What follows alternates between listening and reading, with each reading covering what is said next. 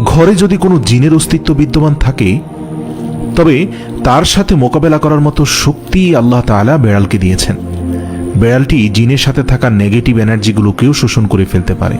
শুধু তাই নয়, বেড়ালের শরীরে আল্লাহ এমন একটি ব্যাকটেরিয়া দিয়েছেন যা কিনা আমাদের আশেপাশে থাকা সব ধরনের নেগেটিভ এনার্জিকে শোষণ করে নেয়। এছাড়াও বিজ্ঞানীরা বলছেন, আমরা যখন রাতে ঘুমাতে যাই তখন ঘরে পুষে রাখা বেড়াল সারা রাত ধরে আমাদের শরীর থেকে নেগেটিভ এনার্জি শোষণ করতে থাকে।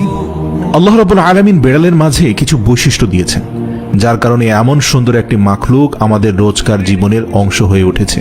রাসূল সাল্লাল্লাহু আলাইহি সাল্লাম বেড়াল পছন্দ করতেন এবং বেড়াল পালন করার কারণে তিনি তার এক প্রিয় সাহাবীর ছদ্মনাম দিয়েছেন আবু হুরায়রা, যার শাব্দিক অর্থ দাঁড়ায় বেড়ালের পিতা। কেন একজন মুসলিমের বেড়াল পালন করা উচিত? গবেষণা করে জানতে পারা যায়, আজ থেকে ৮,০০০ বছর পূর্বে জঙ্গলের বেড়ালরা খাবারের খোঁজে জনবসতিতে আসতে শুরু করে। সে সময় জমিতে ইঁদুরের অত্যাধিক উৎপাত ছিল। সেসব ইঁদুরকে তাড়া করতে করতে একসময় বেড়ালরা মানুষের বসতিতে এসে পৌঁছায়। ওই সময়ে জমিতে থাকা ইঁদুরগুলো বেড়ালের প্রিয় খাদ্য হওয়ার পাশাপাশি মানুষের জন্য একটি বড় সমস্যার কারণ ছিল। বেড়াল সেগুলোকে মেরে ফেলায় তৎকালীন সময়ের মানুষ আর বেড়ালের মাঝে একটা সখ্যতা গড়ে ওঠে এবং তারা আস্তে আস্তে একে অপরের প্রতি আরও আপন হতে শুরু করে। বর্তমান বিশ্বে পোষা প্রাণীর তালিকায় বেড়াল ১ নম্বরে অবস্থান করছে।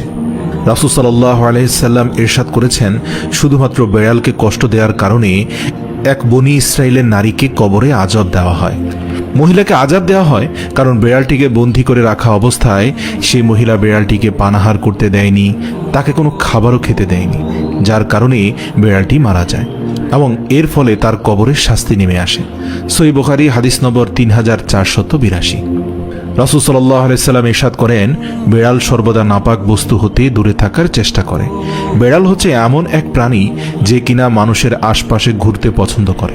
আমাদের প্রিয় নবী সাল্লাল্লাহু আলাইহি সাল্লাম বেড়ালের